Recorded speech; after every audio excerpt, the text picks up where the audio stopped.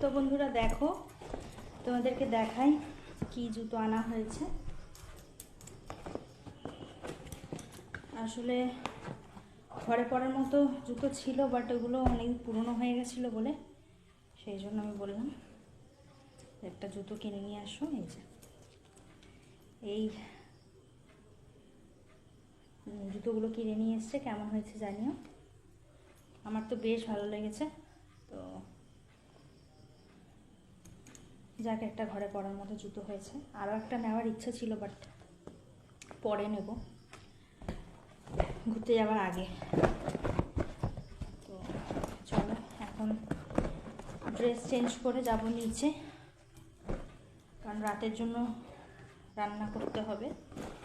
আজকে মা মেনুতে করেছিল, না থাক এখন বলবো না, তোমাদের সাথে শেয়ার করবো সেটা পরে, এখন সিক্রেট। তো চলো পরে কথা হবে।